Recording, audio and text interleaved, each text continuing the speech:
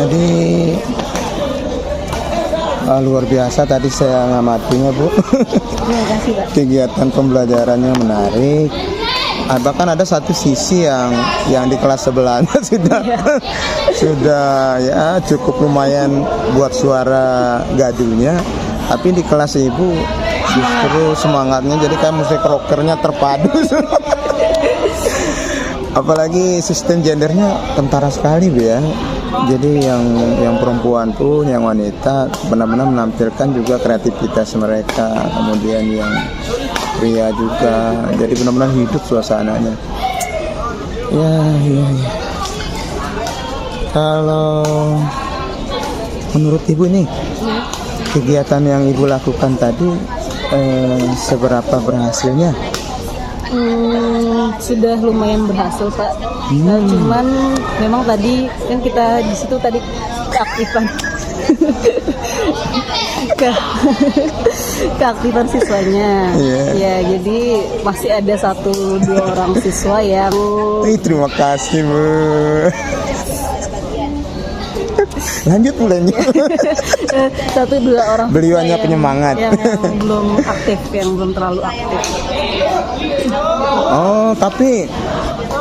Oh, itu menurut Ibu ya? Tapi suasana itu tadi menarik loh, Bu. Menarik. Kalau saya mengamati kreativitas mereka hadir. Nah, untuk membangkitkan di tahapan-tahapan pembelajaran berikutnya ini, Bu ya, yang hal baik tadi itu, kiat-kiat Ibu ke depannya seperti apa misalnya? Akan menambah metodenya lagi. Metodenya misalnya yang membuat yang menarik, misalnya dengan metode pembuatan misalnya game. Karena anak-anak sekarang kan lebih tertarik seperti itu, kayak seperti tadi itu kan video. Jadi video pembelajaran itu bisa kita ganti dengan permainan, misalnya dengan game misalnya. Oh, games ya. Tadi kan model yang Ibu gunakan problem based learning. Iya, Jadi memang problem based learning sintak-sintaknya yang pertama kan ya sudah tentu ya. Ya, anak-anak harus mengidentifikasi masalah. Iya, Jadi sudah di dalam nampak lah. video tadi. Baik.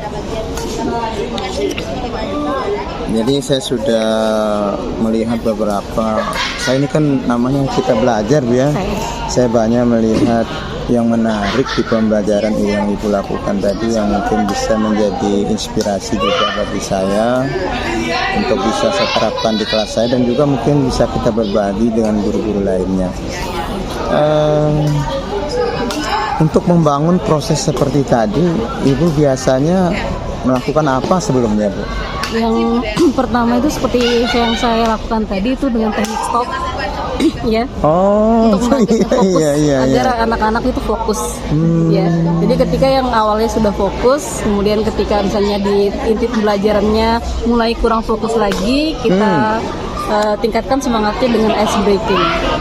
Oh, itu yang kegiatan tadi ya. Itu kira-kira di menit ke 15 kalau tidak salah tadi, pengulangan kembali.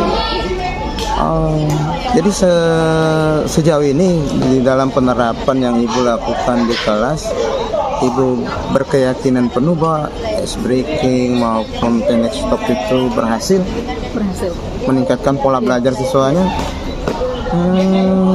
Iya, begitu juga yang saya rasakan. Iya, baik. Jadi sangat berguna yang kita pelajari selama ini. Oh, gitu ya, Bu ya. Berarti kalau begitu pendampingan yang 1, 2 dan juga modul 1, 2 sebenarnya sudah begitu Ibu menjiwai. Alhamdulillah. Tinggal disahkan nanti, Bu ya. Nanti Ibu berbagi praktek baik ini ke rekan-rekan guru yang lain, sehingga nanti di P5, di pendampingan kelimanya nanti, Bu, Ibu akan bertindak sebagai Supervisor. ya, ketika mengobservasi kelas di mana guru lainnya mengajar gitu.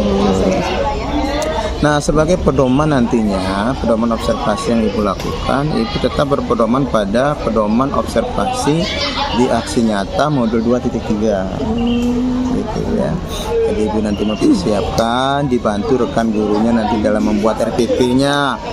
Ya, kalau nggak bisa bagus benar ya paling nggak samalah dengan RPP-nya Ibu. Siap terima tantangannya berarti Bu, ya? Siap. Alhamdulillah. Baik. Selanjutnya ya. Kalau Ibu melihat tadi kegiatan itu, apakah sudah mencerminkan keinginan Ibu untuk menerapkan pembelajaran yang berpusat pada murid? Sudah.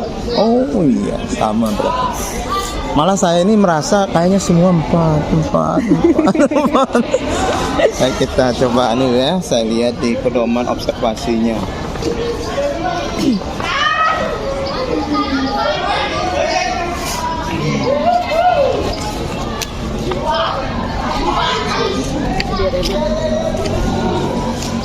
Nah, pedoman observasi tadi melihat itu sekitar 32 siswa ya. Saya 34 karena tadi banyak ada yang izin sama ada yang sakit. Iya, Ibu sudah melakukan modifikasi kegiatan pembelajaran, sudah lingkungan belajarnya, ada juga praktik baiknya untuk menyiapkan pembelajaran dilakukan mereka dengan pilih sampah ya. Iya. Ya, memastikan bahwa lingkungan memang sudah bersih dan siap untuk melakukan kegiatan belajar. Kemudian juga Ibu aktif mendengarkan pendapat. Nah, ini kiat-kiatnya gimana sih Bu? Bagaimana supaya aktif kan namanya kan Ibu ngajar di sekolah SMA ya? Iya. Nah, gimana membangun kiat itu Bu, untuk membangun kita sebagai pendengar yang aktif gitu. Nah, jadi saya juga gunakan di situ prinsip coaching.